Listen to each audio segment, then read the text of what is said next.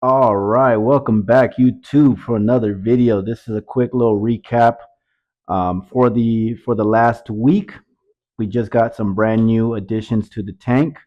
Got two tangs. We got a purple and a yellow tang. We got a Duncan coral, and I believe we have some new exotic Zoas. They're nice little baby ones, but we got them on. I got them on sale, and got them all in the tank. So in the beginning of this video, you should see a recap of the whole process. Hopefully you like it. Let me know what your guys' feedback on is. If you like it that way, or if you like me talking as we're going through the process, I mean, you let me know and we'll go from there. But here's a nice little video of everybody in it.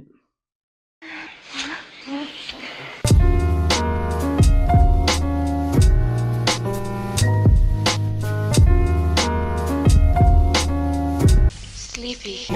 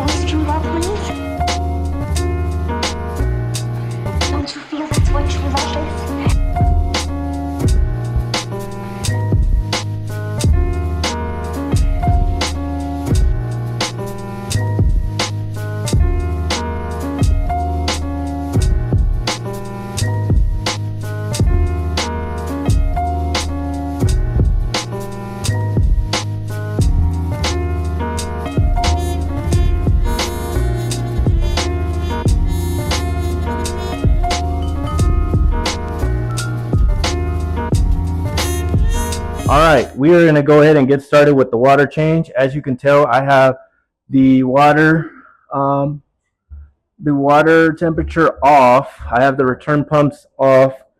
I'm still acclimating. I'm still going to continue doing that, but outside of that, I am going to get some water out. Try to do maybe 7.5 gallons. I'm going to try to eyeball it, and then I have enough salt water to go ahead and add back into it. But other than that, that is what we are going to be doing for today.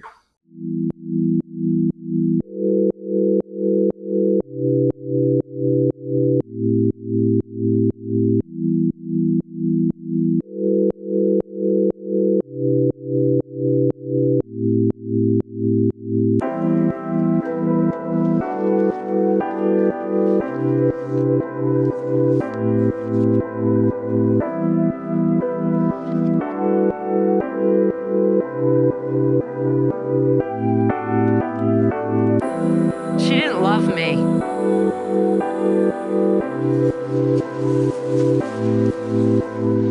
All right, we are back. Everything is already kind of going through and filtering out. You're going to see a bunch of little white stuff in there just because it has to catch through the filter.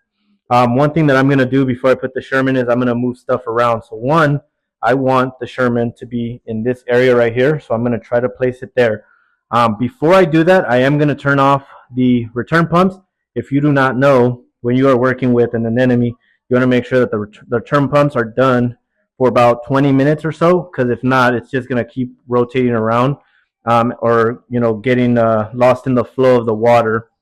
So I'm going to turn it off, but first I'm going to move stuff around to make sure that one, that anemone does not touch my stuff and kill it, but then two, I can allow the anemone when I put it in to make sure that it can find its placing. I also was already trying to rework some stuff around, so I have my latex glove on.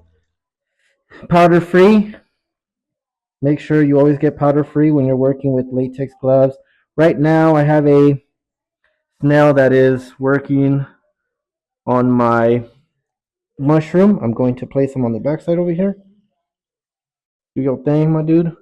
I'm going to put my mushroom on this side in the corner.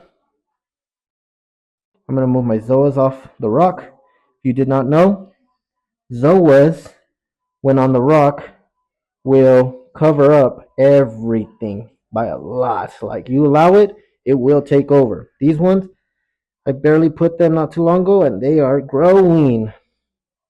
So hopefully they get enough water growth right there.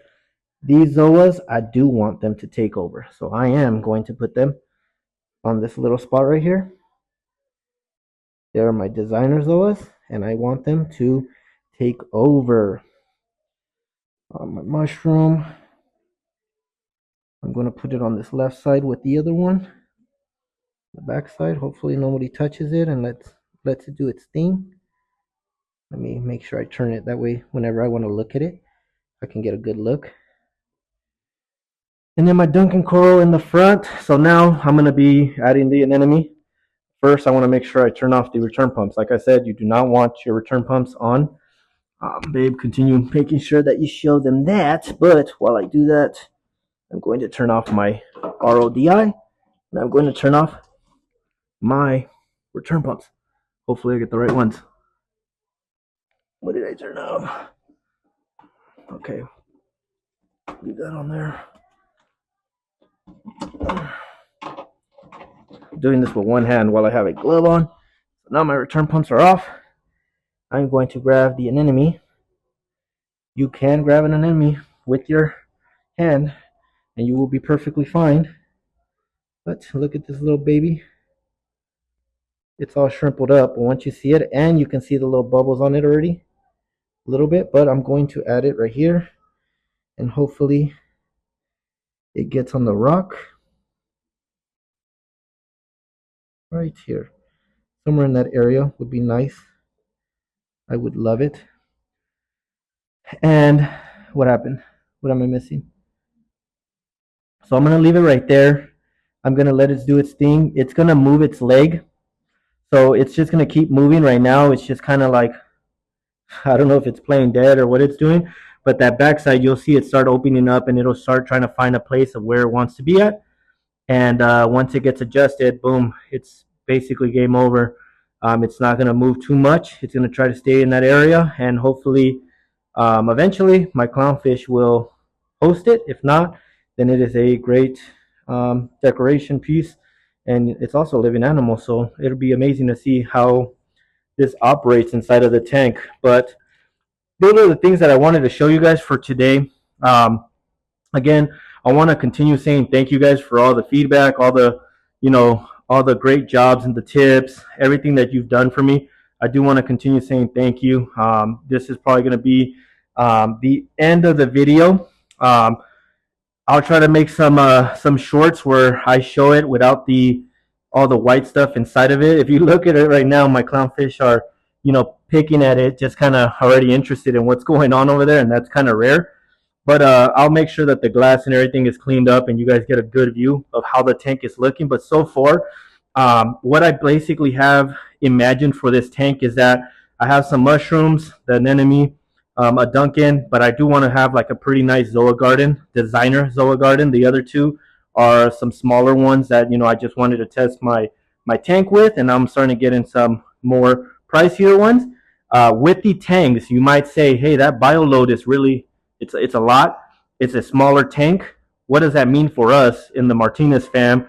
And the Martinez fam aquarium basically means that in the next few months, our goal and our plans are to upgrade our tank. So overall, right in this area right here, I'm going to try to get a over 100-gallon tank to cover this area right here. I want it to be something that is sizable, but is also lengthier. So that way I can build some pretty nice rockscape inside of it, in and outs, caves where the fish can kind of play in. And what the future for us is, my wife wanted these tanks. I want to see them grow from big to, or from small to big, and these tanks will eventually go into that future tank. So, subscribe, leave a like, and look to the future of what we are planning to do. We have some really cool stuff that we are interested in doing, not just to show, like, we're just doing this for the fun of what we like. So we're loving the hobby. Eventually, I do want to try to get myself a nano tank as well, a 15-gallon, something smaller that we can put in the kitchen that is a lot cleaner. But one thing that you guys, if you did or did not know, is those smaller tanks are a lot harder to manage. So bigger tanks, a lot easier, because changes in the tanks don't really impact it because of how big the size of the tank is. For those smaller nanos, 20 and lower, or even 25 or lower, any little thing that you can do will spike your nitrates. Any of your levels that you have inside that tank can really mess up. So those nanos are, what's really big right now, because you can really challenge yourself, and they have a really clean look if you can get really good at them. But for right now, we're going to continue doing this 45. We're looking at already purchasing our 100+ gallon tank, and then the 15 to 20 is coming soon. So again, leave a like, give us feedback, and outside of that, much love from my family to you.